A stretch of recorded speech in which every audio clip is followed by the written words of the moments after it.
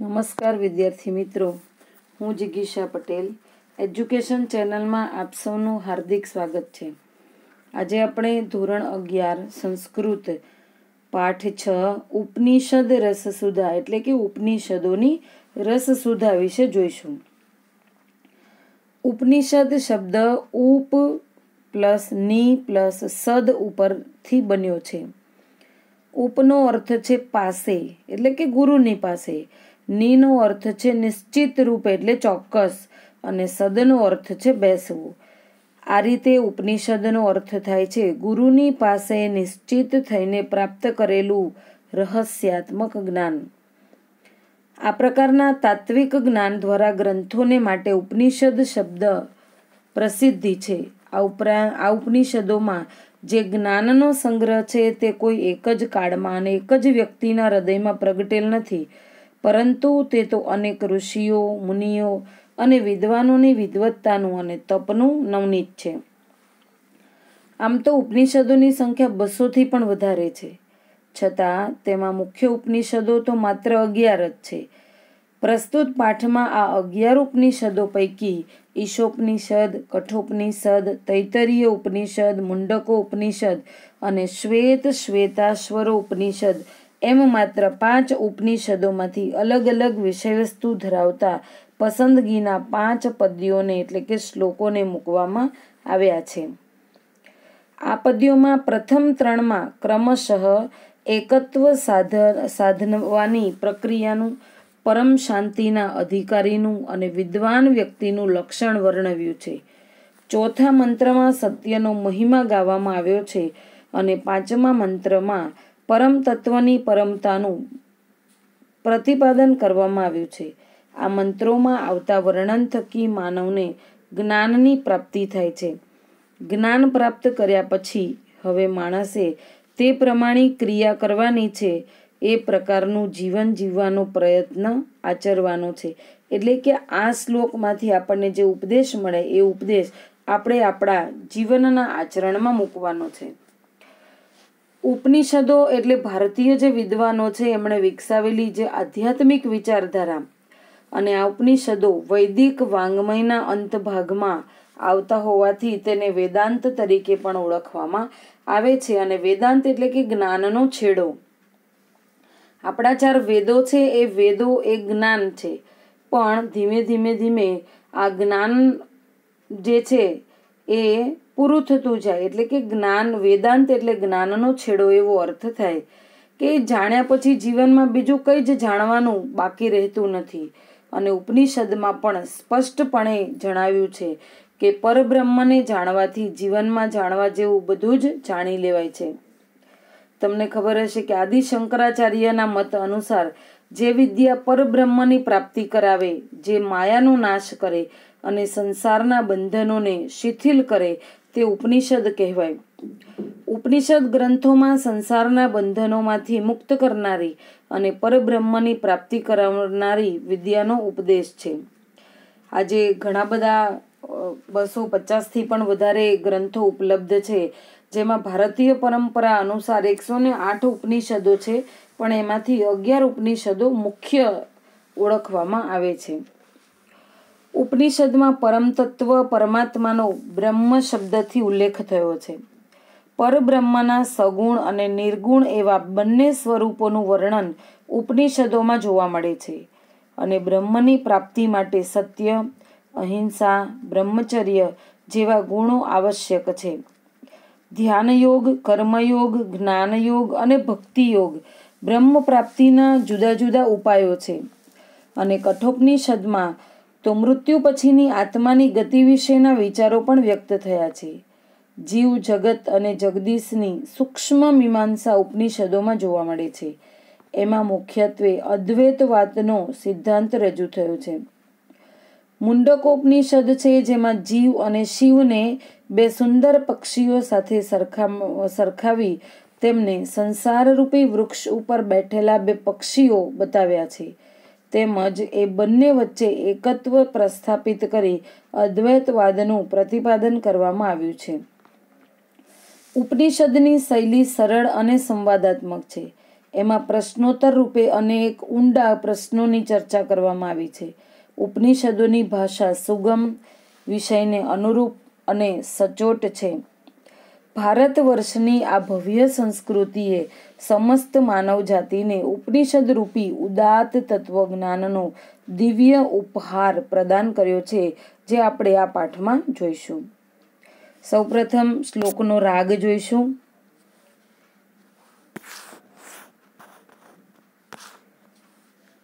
યસ્મિન સર્વાણિ ભૂતાની આત્મૈવાદ્વિજજાનતઃ તત્ર કો મોહઃ શોક એકત્વમનુપશ્યતઃ નિત્યો નિત્યાનાં ચેતનશ્ચેતનાનાં एको બહૂનાં યો વિદધાતિ કામાન તમાત્મસ્થં યેનુપશ્યન્તિ ધીરઃ તેષાં શાંતિઃ શાશ્વતી નેતરેષાં યતો વાચો નિવર્તન્તે અપ્રાપ્ય મનસા સહ આનંદં બ્રહ્મણો વિદ્વાન ન બિભેતિ કદાચન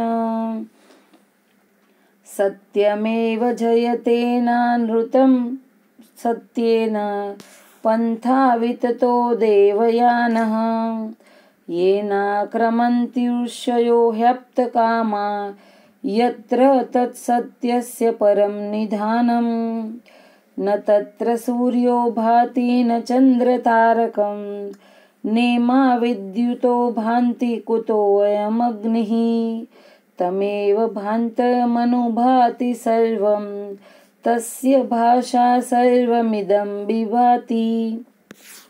હવે આપણે એક એક શ્લોકનો ના શબ્દાર્થ અને ભાષાંતર જોઈશું.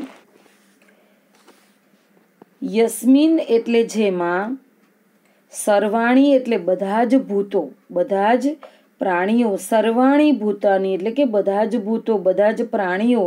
આ સંસ્કૃત સાહિત્યમાં ભૂત શબ્દ પ્રાણીઓ માટે વપરાયો છે અને દરેક પ્રાણીએ જન્મ લઈને પોતાનું અસ્તિત્વ પ્રાપ્ત કરી લીધું હોવાથી તેમને માટે ભૂત શબ્દનો પ્રયોગ થયેલો છે. અહીં ભૂતનો અર્થ થાય કે જન્મેલા, અને જન્મ થકી અસ્તિત્વમાં જે આવી ચૂકેલા છે એને ભૂત તરીકે ઓળખવામાં આવે છે. આત્મા એટલે જીવાત્મા, અભૂત એટલે કે થયું અથવા બન્યું, કે જે ગઈકાલ સિવાયનો જે ચાલુ દિવસનો જે નજીકનો ભૂતકાળ છે એને દર્શાવવા માટે અભૂત એટલે કે થયું અથવા બન્યું. વિજાનત એટલે કે વિશેષ રૂપે જાણનારો, તત્ર એટલે ત્યાં, કહ મોહ કહ શોક કે દુઃખ, ગ્લાનિ અને મોહ કેવો અને શોક કેવો. એટલે કે જ્યાં એકમાંથી બધું ઉત્પન્ન થતું હોય અને એકમાં જ સમાઈ જતું હોય ત્યાં પ્રાપ્ત કરવાનો, પ્રાપ્ત વસ્તુનો મોહ અને વિગત વસ્તુનો શોક શું કરવો. જો કોઈ આવો શોક કરે તો તેને નરી મૂર્ખતા જ સમજવી જોઈએ. અહીં આ ઉપદેશ આપવામાં આવ્યો છે. એકત્વમ અનુપશ્યત, એકત્વમ એટલે એકત્વનું, અનુપશ્યત એટલે દર્શન કરનારને. અહીં એકત્વનું દર્શન એટલે શું? તો કે વેદાંત દર્શન અનુસાર આ સમગ્ર જગત એકત્વમાંથી ઉત્પન્ન થયું છે અને આથી દ્રશ્ય અદ્રશ્ય સર્વ બધા જ પદાર્થોમાં એ એક જ તત્વ વિલસી રહ્યું છે. આમ સર્વત્ર તેનું દર્શન કરવું એ જ એકત્વનું દર્શન કરવું એમ સમજવું. શ્લોક 1નું ભાષાંતર જોઈશું કે જેમાં બધા જ ભૂતો એટલે કે પ્રાણીઓ જીવાત્મા રૂપ બન્યા હોય તેને વિશેષ રૂપે જાણનારને અને એકત્વનું દર્શન કરનારને મોહ કેવો અને શોક કેવો. બીજો શ્લોક જોઈશું. નિત્યો નિત્યાનામ ચેતનશ્ચેતનાનામ એકો બહૂનામ યો વિદધાતિ કામાન તમાત્મસ્થમ યેનું પશ્યન્તિ ધીરઃ તેષાં શાંતિ શાશ્વતી નેતરેષાં. નિત્ય એટલે સર્વકાલીન, એટલે કે જે ત્રણેય કાળમાં, વર્તમાન કાળ, ભૂતકાળ અને ભવિષ્યકાળ, આ ત્રણેય કાળમાં અને બધી જ જગ્યાએ પોતાનું અસ્તિત્વ ધરાવતા હોય તેને નિત્ય કહેવાય છે. જે જગતનું નિર્માણ કરનાર જે બ્રહ્મ તત્વ છે તેને પણ નિત્ય માનવામાં આવે છે. જે અનાદિ હોય, જે અનંત હોય તેને પણ નિત્ય માનવામાં આવે છે. એટલે કે બ્રહ્મ તત્વ જે છે એ અનાદિ અને અનંત છે. તો આવા પ્રકારના નિત્ય પદાર્થને શાશ્વત પણ કહે છે. ચેતન એટલે ચૈતન્ય યુક્ત, એટલે કે આ સંસારમાં ચરાચર પદાર્થોમાં જે જીવન તત્વ છે તે જ ચૈતન્ય છે. સર્વ જીવોમાં દેખાતું આ ચૈતન્ય એ જ બ્રહ્મ તત્વ છે. એકો એટલે એક, ઘણા બધામાં એક. બહુનામ એટલે કે ઘણા બધા, અને એકહ એટલે એક. યો એટલે જે વિદધાતી ધારણ કરે છે કે મનુષ્યની જે કામનાઓની પૂર્તિ બ્રહ્મ પોતાના સામર્થ્યથી કરે છે. આથી ઉપનિષદોમાં બ્રહ્મ તત્વને કામનાઓને ધારણ કરવાનું કહ્યું છે. કામાન એટલે કામનાઓને, ઈચ્છાઓને. તમ પ્લસ આત્મસ્થમ, આત્મામાં સ્થિર રહેલાને. યે ધીરાહ એટલે કે જે ધૈર્યશીલ પુરુષો, ધીરજવાળા પુરુષો. અનુપશ્યંતી એટલે જુએ છે. તેશામ એટલે તેમને. શાંતિ એટલે શાંતિ, કાયમી માટે શાંતિ. શાશ્વતી એટલે સર્વકાલીન, બધી જ રીતે. ન પ્લસ ઇતરેશામ બીજાઓને નહીં. શ્લોક નંબર 2 નું ભાષાંતર જોઈશું. સર્વકાલીન નિત્ય પદાર્થોમાં તે સર્વકાલીન છે. ચૈતન્યયુક્ત પદાર્થોમાં તે ચૈતન્યયુક્ત છે. ઘણા બધા પદાર્થોમાં જે એક કામનાઓને, ઈચ્છાઓને ધારણ કરે છે. આત્મામાં સ્થિર રહેલા તેને જે ધૈર્યશીલ પુરુષો જુએ છે તેમને સર્વકાલીન કાયમી શાંતિ પ્રાપ્ત હોય છે, બીજાઓને નહીં. શ્લોક નંબર 3 જોઈશું. યતો વાચો નિવર્તન્તે અપ્રાપ્ય મનસા સહ આનંદમ બ્રહ્મણો વિદ્વાન ન બિભેતિ કદાચન. યતો એટલે જ્યાંથી, વાચો એટલે વાણી અથવા શબ્દો, નિવર્તન્તે એટલે કે પાછા વળે છે. અપ્રાપ્ય ન પ્રાપ્ત કરીને એટલે અથવા પ્રાપ્ત કર્યા વગર. મનસા સહ એટલે પોતાના મન સાથે. આનંદમ એટલે આનંદને. બ્રહ્મણો વિદ્વાન એટલે કે બ્રહ્મ તત્વનો વિદ્વાન.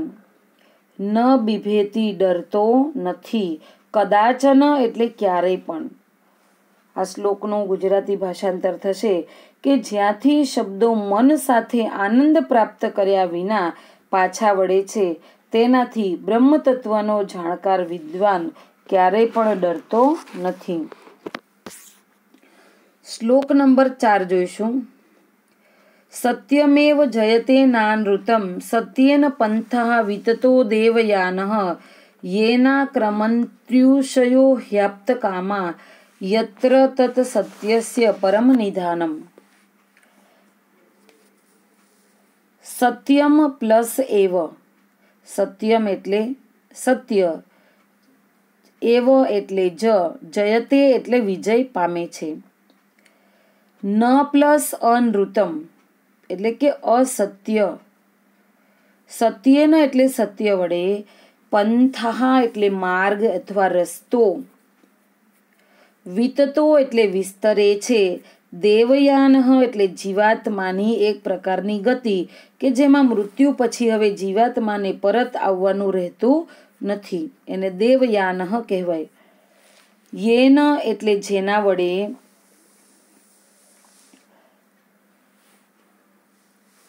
આપ્તકામઃ એટલે કે જેમણે પોતાની કામનાઓ પૂર્ણ કરી છે તેવા. આક્રમંતી એટલે ઓળંગી જાય છે, એટલે કે જીવન મરણના ચક્રમાંથી મુક્ત થાય છે. યત્ર એટલે જ્યાં. તત સત્યસ્ય તે સત્યનું. પરમ એટલે શ્રેષ્ઠ, સર્વોચ્ચ. નિધાનમ એટલે આશ્રય સ્થાન છે. શ્લોક નંબર 4 નું ભાષાંતર જોઈશું કે સત્ય જ વિજયી બને છે, અસત્ય નહીં. સત્ય વડે દેવયાન માર્ગ વિસ્તરે છે, જેના વડે ખરેખર પૂર્ણ થયેલી કામનાઓવાળા ઋષિઓ જીવન મરણના ચક્રને ઓળંગી જાય છે, જ્યાં તે સત્યનું શ્રેષ્ઠ આશ્રય સ્થાન છે.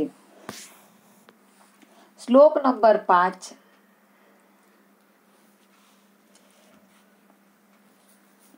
ન તત્ર સૂર્યો ભાતિ ન ચંદ્ર તારકઃ નેમા વિદ્યુતો ભાંતિ કુતો અયમ અગ્નિઃ તમેવ ભાંતમ અનુભાતિ સર્વમ તસ્ય ભાષા સર્વમિદમ વિભાતિ. ન એટલે નથી, ન ભાતિ એટલે શોભતો નથી, ન ભાતિ એટલે પ્રકાશતો નથી અને ખાલી ભાતિ તો પ્રકાશે છે. તત્ર એટલે ત્યાં, સૂર્યો એટલે સૂર્ય, ચંદ્ર તારકમ ચંદ્ર અને તારાઓનો સમૂહ, ન પ્લસ ઈમહા, ન એટલે નથી, ઈમહા, ઈમહા એ ઈદમ સર્વનામનું વિશેષણ છે. વિદ્યુત એટલે વીજળી અથવા એને દામિની પણ કહેવાય. ભાંતિ એટલે શોભે છે. કુતો અયમ અગ્નિ, અગ્નિ ક્યાંથી, અગ્નિ ક્યાંથી પ્રકાશે.